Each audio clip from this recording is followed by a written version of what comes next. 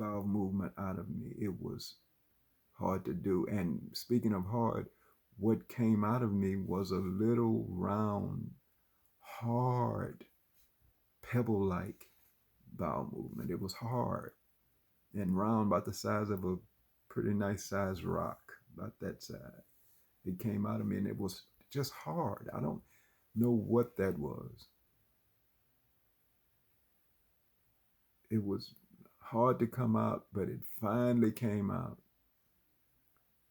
So that happened. Then maybe 2, 3 days later, I had another one where it was a bowel movement, but it was brown and long, maybe about 12 inches long that came out of me, maybe about 2 or 3 days later after that first incident of bowel movement. So after that, maybe I went another 5 days. I had another one, darker, a little more, really dark. I just have questions about that. What is it? Where the I'm not eating? Where is this coming from? Is it something that's been in me and now finally working its way out? So finally, in the 3.5 week period, I had another, and on the 30th day of my fast, I had a bowel movement on the last day of my fast. So I had about 5 bowel movements total in 30 days during this detox I was on. But let me say this. Also, what I experienced was before I went on the fast, I had a tooth in the back of my mouth. It's a wisdom tooth at the very back of my mouth on the bottom.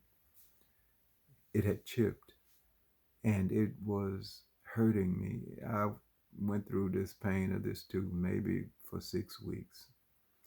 And I made an appointment to the dentist and finally went to the dentist after about 3 weeks or 4 weeks of having this pain. I was trying to self-medicate. I was trying to do things to alleviate the pain, but it was always there. It was always present every day. So I went to the dentist and they gave me some antibiotics for the pain. And I had to take them for 10 days and I took them. They did not help. That pain was still there. It was ever present. So by the time I started to fast and this COVID crisis had come down, I had an appointment to go to the dentist, I think that Friday, and they had to cancel because of the COVID. But a funny thing happened during that week of me fasting.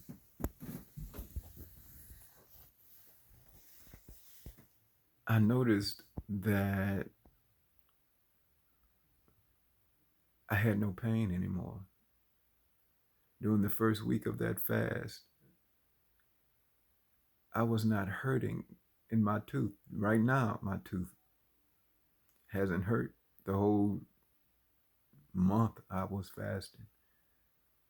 It's not hurting now. This is the 4th day since Thursday's 1, Friday's 2, Saturday. Yeah, this is the 4th day since I ended my fast. And to this day, I have no toothache. I still have a chipped tooth, but it has not pained me once during my fast. So there's that. And one thing I got to tell you that I have not said anything about. I wanted to wait till the end to say this. I made a video I think on my 24th day of the fast, and I said nothing about it. But I'm going to tell you now. On day 23 of my water fast, when I woke up,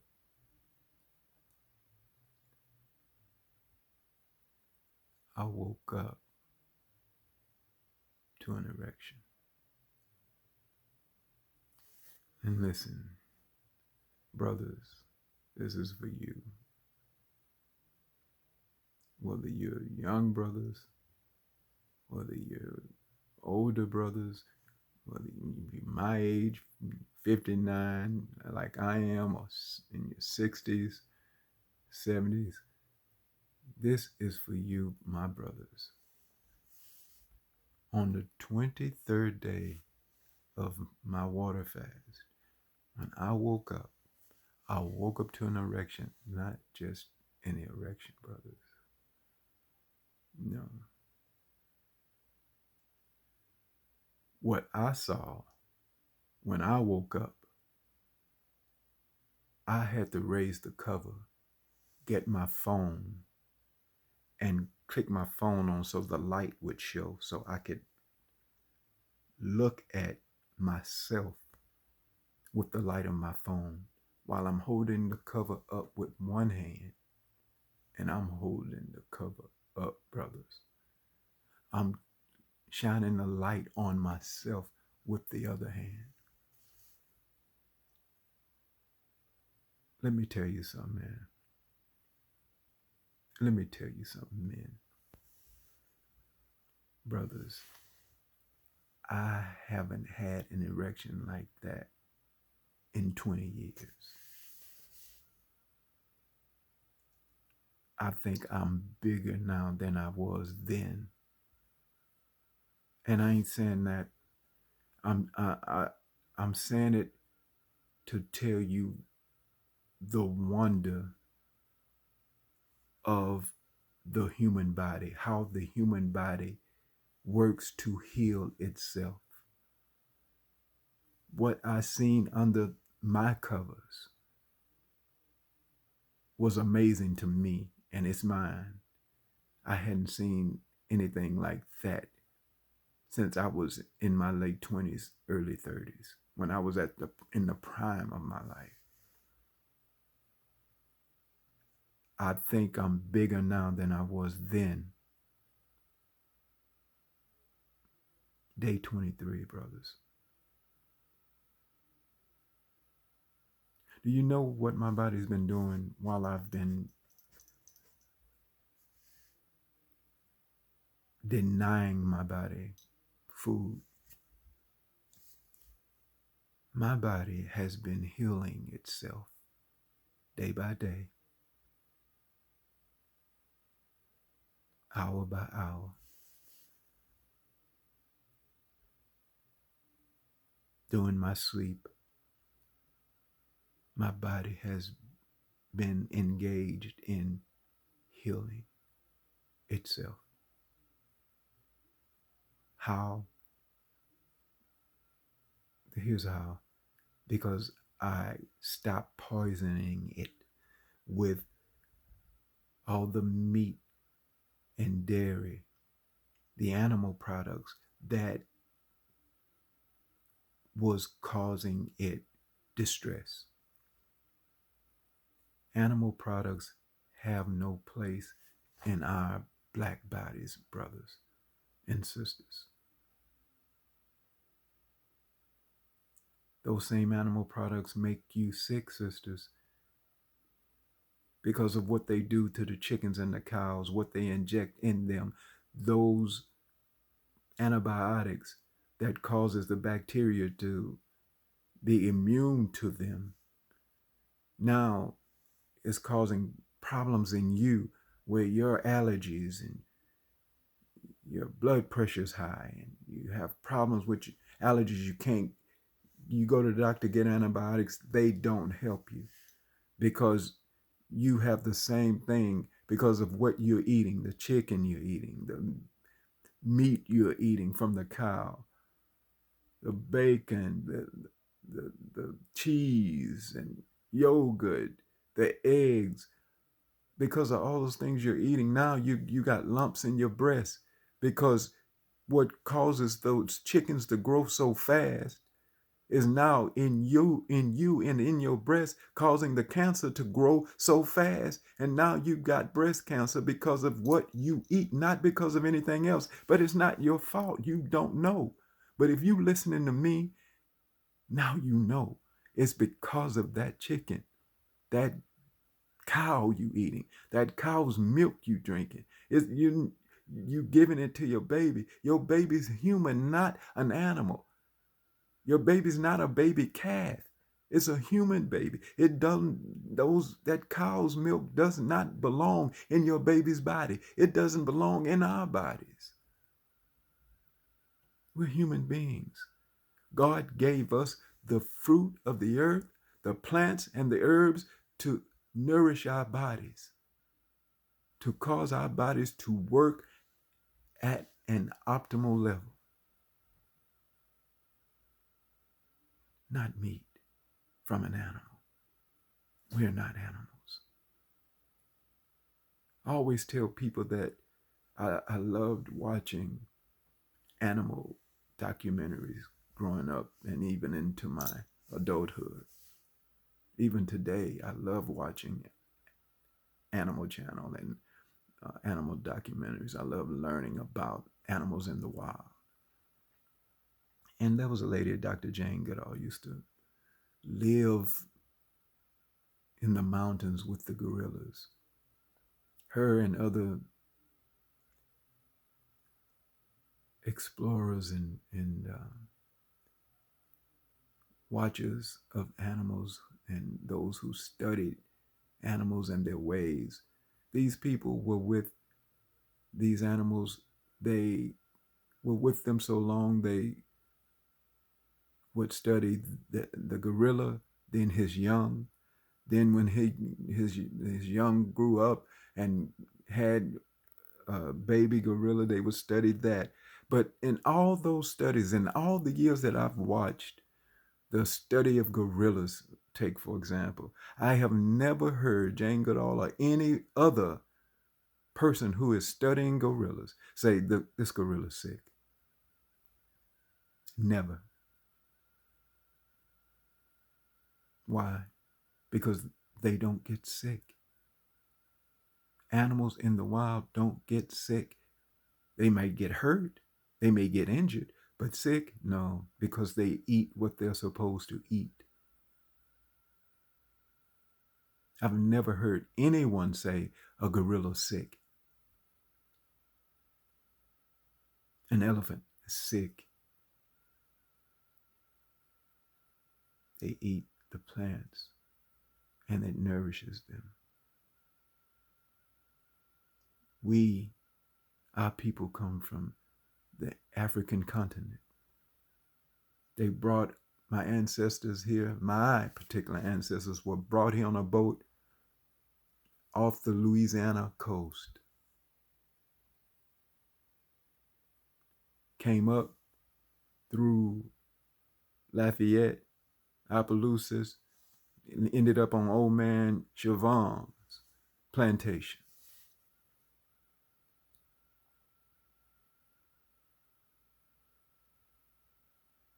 Gave my great-grandfather's father and mother, who I don't know, but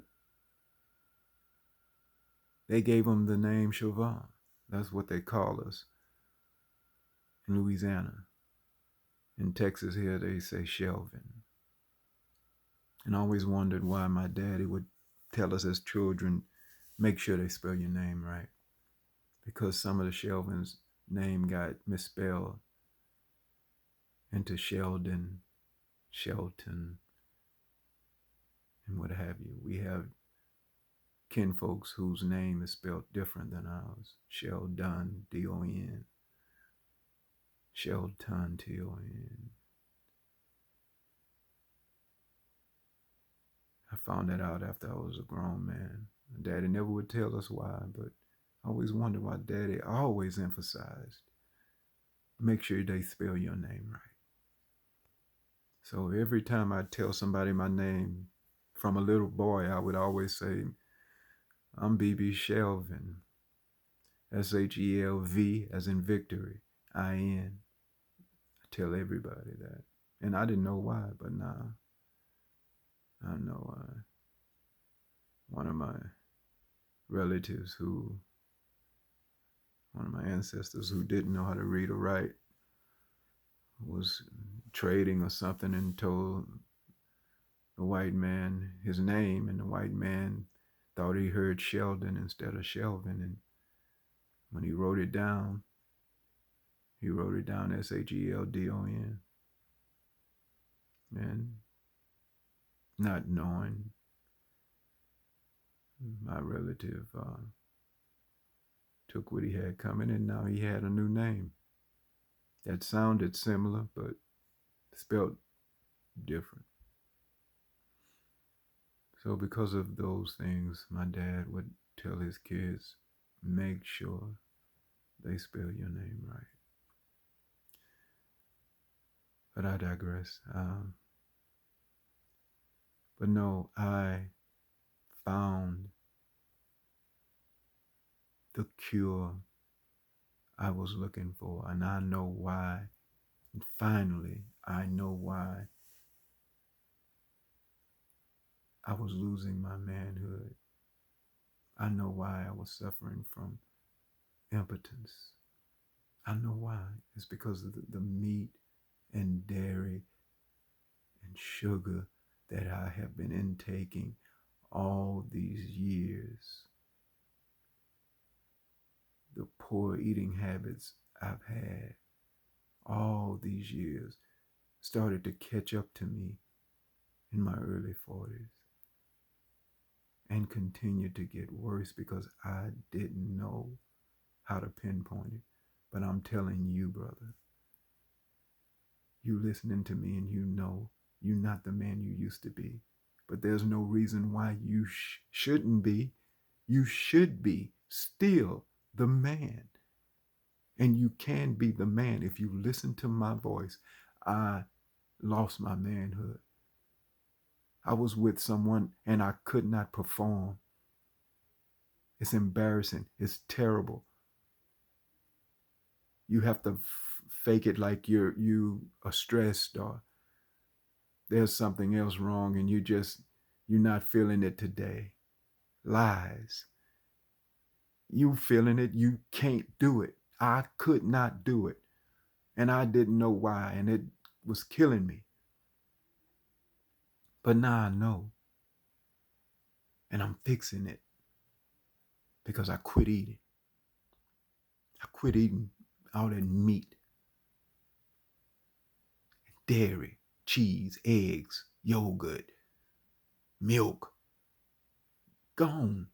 No more. Not for me.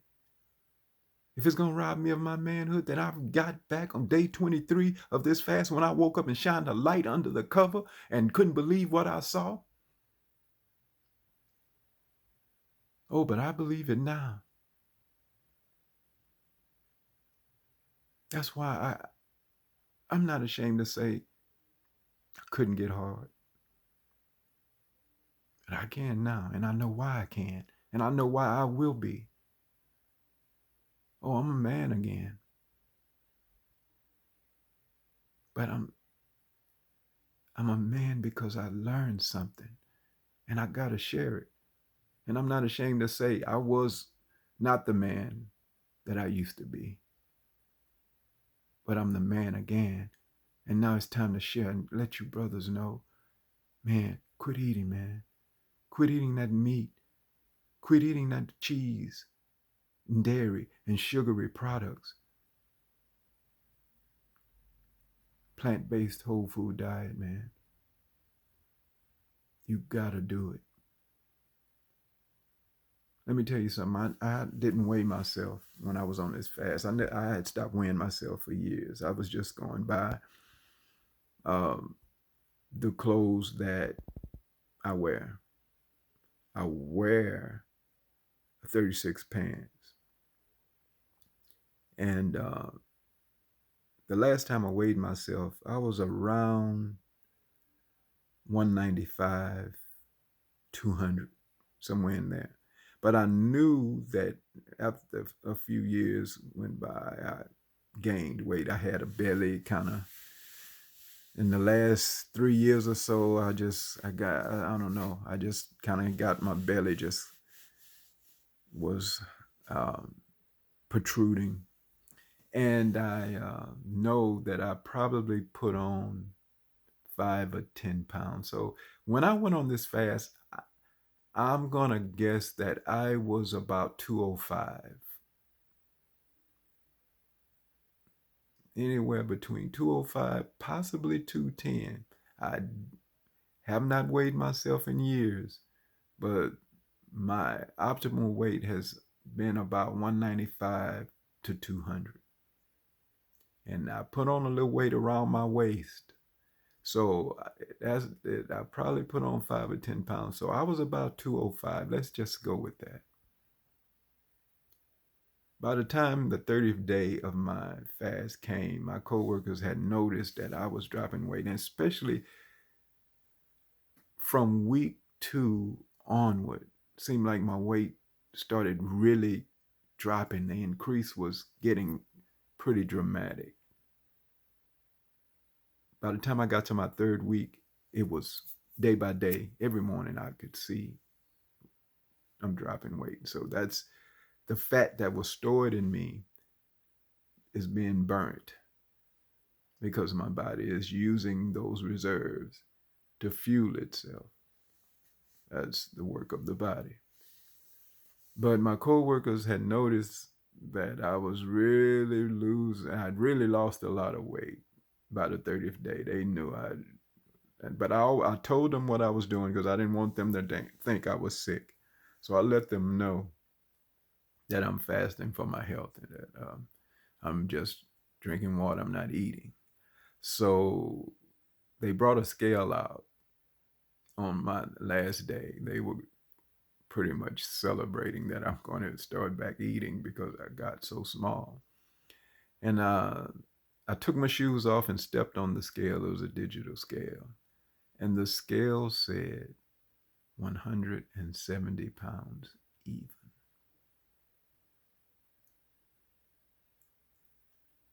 I lost